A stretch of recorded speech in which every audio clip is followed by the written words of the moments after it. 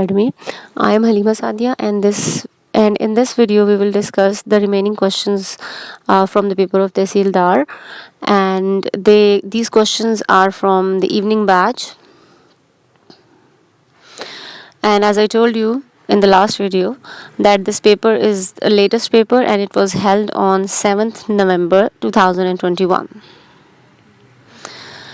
और जैसे last video में भी और उससे पहले भी मॉर्निंग के क्वेश्चंस वाली जो वीडियो थी उसमें भी मैंने आपको बताया था कि इसके सोर्सेज और इसका पैटर्न जो है वो चेंज हुआ है।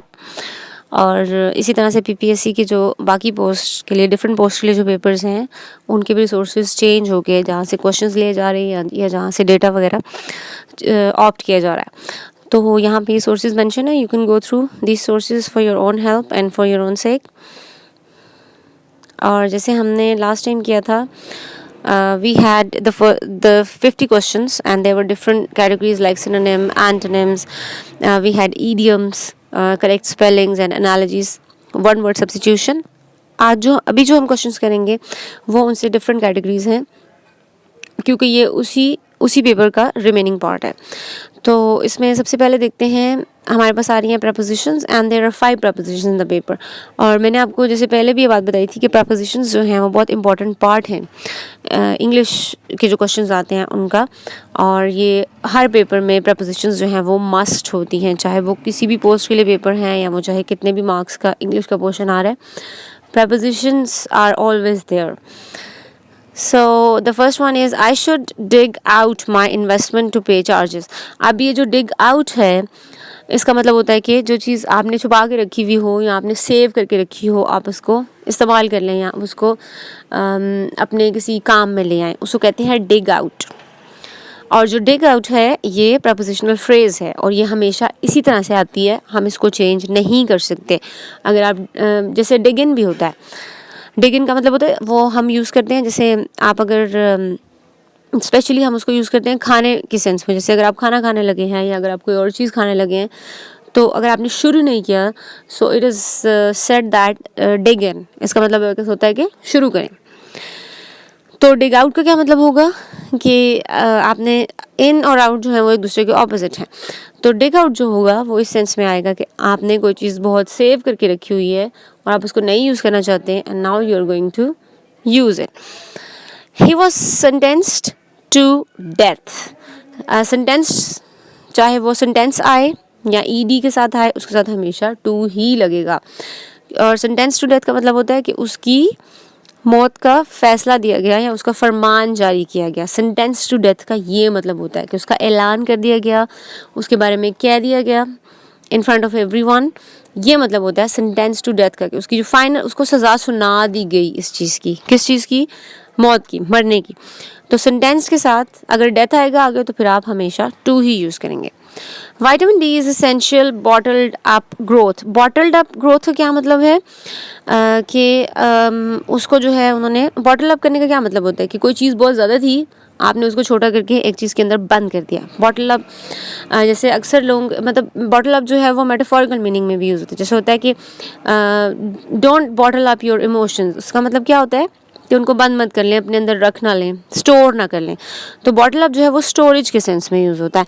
तो यहाँ पे भी जब भी बॉटल इस सेंस में आएगा तो फिर उसके साथ आपने अप ही यूज़ करना है। बॉटल इन नहीं होगा, बॉटल आउट नहीं होगा, बॉटल अप हो जाएगा। The children involved dash game in game. तो इन्वॉल्वमेंट के साथ हमेशा इन ही लगता है और कोई भी प्रपोजिशन यूज़ नहीं करते। देयर इज़ ऑलवेज इन, चाहे वो इन्वॉल्व आ रहा है, इन्वॉल्व्स आ रहा है, इन्वॉल्वमेंट है, तो उसके साथ इन ही होगा।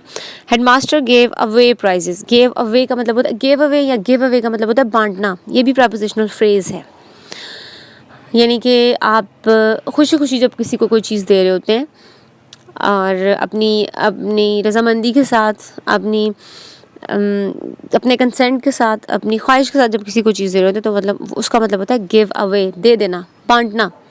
तो यहाँ पे ये जब भी आएगा गिव अवे, गिव अवे, और लाइक आपने अवे उसके साथ याद रखना है। सो ये होगी हमारी propositions. Next one is voice conversion, यानी कि या तो आपके पास एक्टिव वॉइस आएंगे, मोस्टली जैसे होता है एक्टिव वॉइस आते हैं और हमने पैसिव वॉइस में चेंज करना होता है, या फिर पैसिव वॉइस आते हैं और हमने उसको एक्टिव वॉइस में चेंज करना होता है, but mostly we have active voice. अब देखिए यहाँ पे जो 4 क्वेश्चंस आए हुए हैं, all these 4 questions are from active to passive, और ये उनके आंसर्स लिखे हुए हैं. The plants are being watered by him, इसका एक्टिव क्या होगा, he is watering the plants. और जैसे मैंने पहले भी ये बात बताई थी कि जब हमारे पास सब्जेक्ट और ऑब्जेक्ट दोनों होते हैं तो फिर हम उसके साथ बाय लगाते हैं. अगर सब्जेक्ट मिस हो तो फिर हमें वहाँ पे बाय लगाने की ज़रूरत नहीं होती. तो फिर वो क्या होना था, the plants are being watered, full stop, अगर ही ना होता एक्चुअल सेंटेंस में लगा हुआ, लेकिन क्योंकि था इस वजह से हमने फिर उसको बाय हिम कर दिया. Cat was killed by her, she killed the cat, ये एक्चुअल होना था और उसका जो पैसिव वॉइस बना वो बन गया cat was killed by her.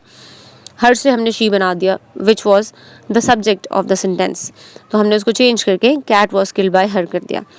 Birds were being caught by the hunter, hunter caught, नहीं, hunter was catching the birds. तो जब हमने उसको चेंज किया तो बर्ड्स जो थे वो सब्जेक्ट की प्लेस पे आ गए और हंटर जो है वो एंड पे आ गया, यानी कि ऑब्जेक्ट बन गया.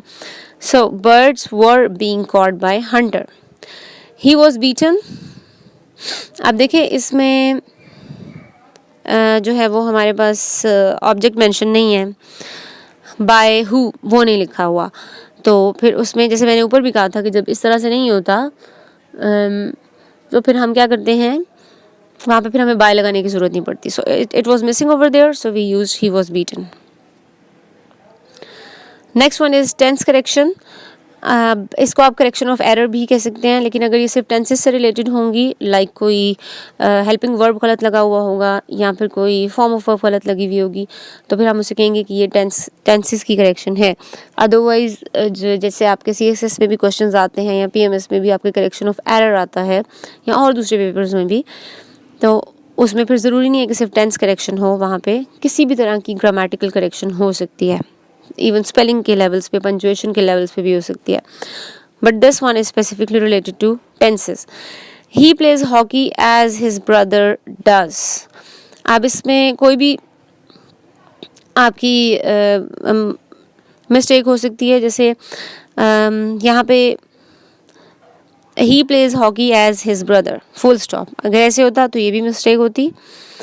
और अगर ये होता कि एज हिज ब्रदर प्लेज तो वो भी मिस्टेक होती, तो हमने उसकी जगह वहाँ पे फिर डज यूज़ कर दिया. He was driving that car. तो इसमें आपकी कोई यहाँ पे फॉर्म ऑफ वर्ब की भी मिस्टेक हो सकती थी, या फिर हो सकता था कि यहाँ दैट की जगह कोई और वर्ड लगा हुआ होता.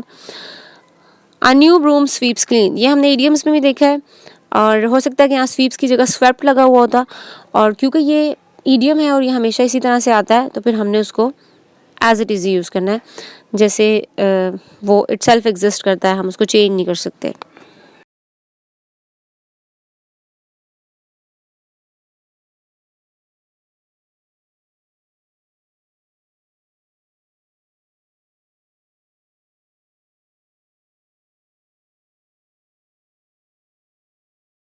है यूज़ ऑफ फ्रेजल वर्ब्स, या आप इसको ये भी कह सकते हैं कि fill in the blanks with the help of phrasal verbs.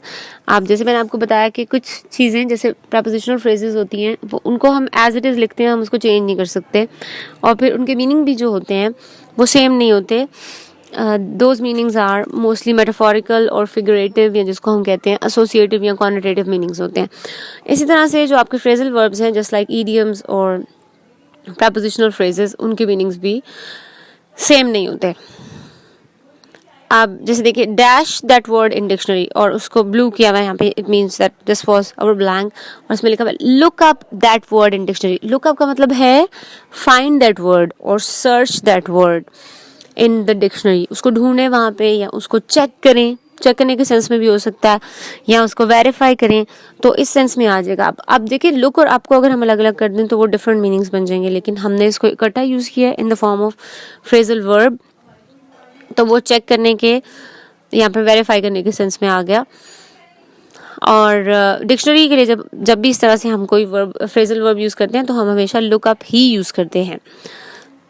He dash with a solution. He came up with a solution. Came up का मतलब है कि उसने सोचा या फिर उसके जहन में आया. जैसे हम कहते हैं ना कि he came up with an idea, तो उसी तरह से केम अप जो है वो इसमें आता है कि आपके माइंड में कोई चीज़ आई या आपको एकदम से कोई चीज़ क्लिक कर गई या आपके यानी कि वो किसी को भी समझ में ना आ रही हो या कोई ऐसी चीज़ हो जो एग्जिस्ट ना करी हो, but you come up with that. आप उसको पेश कर दें, उस आइडिया को या उस सोल्यूशन को, जो भी कोई वर्ड है, जो भी कोई आपके पास रिक्वायरमेंट है या जो कुछ भी आप चाह रहे हैं, आप उसको बता दें एकदम से. आपके माइंड में वो चीज़ आ जाए. So that is to come up or to came up. He is dash a suitable job. He is looking for a suitable job. Looking for का क्या मतलब है कि उसकी तलाश में है. अब looking for का मतलब ये नहीं है कि आप देख रहे हैं उसके लिए. इसका मतलब है कि आप उसकी तलाश कर रहे हैं, आप ढूंढ रहे हैं या आपको उसकी ज़रूरत है. He is looking for a suitable job. कि आप उसको ढूंढ रहे हैं, आप उसको तलाश कर रहे हैं, आप चाह रहे हैं कि आपको मिल जाए. तो कौन सी चीज़ है जो आप चाह रहे होते हैं आपको मिल जाए. The one thing which you really want, जिसकी आपको बहुत ज़्यादा ज़रूरत होती है. तो लुकिंग फॉर, आप ढूंढ रहे ना, किसी चीज़ को तलाश करना, जस्तजू करना उसकी. Situation is totally dash turn around. जैसे वो था ना टर्न द टेबल और the tables are turning. Turn around का भी यही मतलब होता है कि वो बिल्कुल बदल जाना उसका. पहले कुछ और थी, अब कुछ और हो गई है, यानी कि वो बिल्कुल ही चेंज हो गई है हर तरह से. वो होता है turn around. Next category is use of suitable words. अब जो यूज ऑफ सूटेबल वर्ड है, इसमें मैंने पहले भी ये बात बताई है, पीपीएससी के मॉडल पेपर जब डिस्कस किए हैं, कि इसमें हमारे पास डिफरेंट कैटेगरीज होती हैं. कहीं पे वर्ब आ रहा होता है, कहीं पे कोई वोकैबुलरी आइटम हो सकती है सूटेबल, कहीं पे कोई आपके एडजेक्टिव हो सकता है, कोई भी आपके पार्ट्स ऑफ स्पीच में से, ग्रामर में से कोई भी सूटेबल वर्ड आपका हो सकता है जो आपने चूज करना होता है. और वो आपने कैसे समझना होता है, you need to look at the structure of the sentence कि उसमें से मिसिंग क्या है, सब्जेक्ट वर्ब ऑब्जेक्ट में से मिसिंग क्या है, और फिर हमने वो वहाँ पे यूज़ करना है. I dash gym daily, I go to gym daily. अब हमें कैसे पता है कि हमने यहाँ पे गो टू लगाना है या वेंट नहीं लगाना या एम गोइंग नहीं लगाना या वॉज गोइंग नहीं लगाना, क्योंकि आगे डेली लिखा हुआ है. और डेली या जो ऐसे हैबिचुअल टास्क होते हैं उसके लिए हम प्रेजेंट इंडेफिनिट टेंस यूज़ करते हैं. तो यहाँ पे भी फिर हमने प्रेजेंट इंडेफिनिट टेंस यूज़ किया और यहाँ पे गो लगा दिया हमने. गोइंग या वेंट या गॉन नहीं लगाया. The sun dash in the west, the sun sets in the west. Sets means गरूब होना, और हमने उसके साथ एस क्यों यूज़ किया है, क्योंकि ये भी डेली रूटीन का पार्ट है, ये भी हमेशा होता है, ये चेंज नहीं हो सकता, ये ऐसे ही है और ऐसे ही रहेगा. अगर हम इसे कहते हैं the sun set in the west, तो इसका मतलब होता कि गरूब हुआ था पहले, ये नहीं कि हुआ था. इसका मतलब है ये हुआ कि वो रोज़ाना ऐसे नहीं होता, इट माइट चेंज. तो हमने सेट्स इसलिए लगाया है क्योंकि वो उसकी डेली रूटीन को, उसकी हैबिट को, उसकी नेचर को शो करता है. तो जो आपके इसी तरह से प्रेजेंट इंडेफिनिट वाले आते हैं, वो हैबिट को या किसी चीज़ की नेचर को या उसकी डेली रूटीन को शो करते हैं. He dash rest in the park, he takes rest in the park. तो इसमें भी यही मतलब होगा इसका कि it is his habit to take rest in the park. तो फिर उसके साथ भी हमने टेक्स लगा दिया. It is a nuclear war, it destroys everything that must be dash, that must be avoided. तो अब हमें कैसे पता चला कि हमने यहाँ पे अवॉइडेड लगाना है, क्योंकि पीछे बात लिखी हुई है पूरी की पूरी कि इट डिस्ट्रॉयज एवरीथिंग. और कोई भी चीज़ अगर किसी चीज़ को डिस्ट्रॉय करी है, सो नोबडी वांट्स दैट, किसी को भी उसकी ज़रूरत नहीं है. Obviously people will avoid that, they would never want that. तो अगर यहाँ पे वांटिंग होता और रिक्वायर्ड होता और नीडेड होता तो वो सारे वर्ड्स गलत थे. अवॉइडेड इज द करेक्ट और suitable word. The Wright brothers, the dash invited the airplane, the Wright brothers. So this is the fact, इसको हम चेंज नहीं कर सकते, ये आपको एज इट इज याद रखना पड़ेगा. Dash the evidences produce against him. और इसके आगे ही शी सॉरी हिम ही लगा होगा, सॉरी हैंड पे हिम लगा क्योंकि हमारे पास तो शुरू में ही लगा होगा. तो ये होगा he confronted with the evidences produce against him. Confronted होता है कि उसको कि किसी को आप जब उसको फेस टू फेस कहते हैं कि आपने ये गलती की है या आप यहाँ पे गलत हैं या ये आपका जुर्म है, तो उसको वो होता है कन्फ्रंट करना किसी को, या उसको कहते हैं कन्फ्रंट्रेशन. तो confronted with the evidence produced against him, he was confronted with the evidences produced against him. यानी कि उसको फेस टू फेस वो एविडेंस लेके आए गए, उसके सामने लाए गए, उसे बताया गया कि तुम्हारी ये गलतियां हैं या these are the evidences against you. Artwork of Aisha is so innate as her parents are dash artists, renowned artist. Renowned का क्या मतलब होता है? Well known और acknowledged और acceptable, जिनको दुनिया जानती हो या वो उनके काम को एक्सेप्ट करते हो या उसको एडमायर करते हो, उसको सराहते हो. तो इसीलिए आप देखिए उसके कॉन्टेक्स्ट से हमें ये बात समझ आएगी. हमने लिखा कि art work of Ayesha is so इनेट. इनेट means जैसे वो इनबॉर्न है, वो नेचुरली उसमें एग्जिस्ट करता है. क्यों करता है? Because her parents are renowned artist, क्योंकि वो भी बहुत अच्छे आर्टिस्ट हैं. That's why her work is also like it's in her nature. Shakespeare was a poet, playwright and actor. अब ये भी फैक्ट है, इसको हम चेंज नहीं कर सकते. हमें पता है कि he used to write play, तो वो यहाँ पे ये इसका सूटेबल वर्ड होगा. She has good dash over foreign languages. She has good expertise. Expertise means command, experience होना और ग्रिप होना. तो जो पेपर में ऑप्शन आया था वहाँ पे उसमें से कोई भी करेक्ट आंसर नहीं था, इसलिए यहाँ पे नन लिखा हुआ है और उसका करेक्ट ऑप्शन जो है वो एक्सपर्टीज है. The thieves dash in his house, broke into his house. Broke into का मतलब होता है कि जब आप चोरी करने के पर्पस से आते हैं उसको कहते हैं breaking in, breaking into, और या फिर break into, और इसके साथ यहाँ पे लिखा हुआ है broke into, यानी कि ये इसके पास्ट टेंस को शो कर रहा है. तो broke into का एक्चुअली मतलब अगर आप दूसरी तरह से देखें तो वो होता है बगैर इजाज़त के कहीं पे जाना. बेशक आपने चोरी की है या नहीं की, लेकिन क्योंकि यहाँ थीव्स लिखा हुआ है तो वो फिर हम उसके साथ भी यूज़ करेंगे. Next one is a gentleman never dash servants, abuses at servant. Abuses at का क्या मतलब है कि वो उनके साथ बुरा सलूक नहीं करता, वो अपनी पावर का एक्चुअली अब्यूज़ नहीं करता. जो भी उसके पास अथॉरिटी है, जो भी पावर है, वो उसका मिस यूज़ नहीं करेगा. अब्यूज़ का मतलब यही होता है ना कि किसी चीज़ का मिस यूज़ ना करना. तो यहाँ पे पावर के मिस यूज़ की बात हो रही है, अथॉरिटी के मिस यूज़ की बात हो रही है. The children dash worried about their parents, were worried about their parents. अब क्योंकि थर्ड फॉर्म लगी हुई थी और उसके साथ फिर हम वॉज या वर ही लगाएंगे. क्योंकि यहाँ चिल्ड्रन लिखा हुआ था, वो प्लोरल फॉर्म थी, तो फिर आगे भी हमने उसके साथ प्लोरल फॉर्म ही लगानी थी. And we use were. We can go as soon as you dash ready, as soon as you are ready. अब हमने यहाँ पे आर रेडी क्यों लगाया, वर क्यों नहीं लगाया? क्योंकि कैन जो है वो शो कर रहा है कि हम प्रेजेंट टेंस की बात कर रहे हैं. अगर यहाँ पे कुड होता तो फिर हम यहाँ पे वर्ड लगा देते, लेकिन क्योंकि यहाँ कैन लगा हुआ इसलिए हमने आर लगाया. अ Turkish delegation including 2 persons dash visiting Pakistan. अब देखिए यहाँ पे कंफ्यूजन हो सकती है आपको कि पर्सन्स लगा हुआ है, हमने आर क्यों नहीं लगाया? हमने आर इसलिए नहीं लगाया क्योंकि बात किसकी हो रही है? पर्सन्स की नहीं, टर्किश डेलीगेशन की बात हो रही है. And that is only one.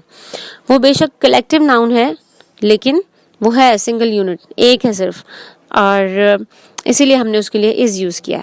Nobody gets anything unless they ask for it.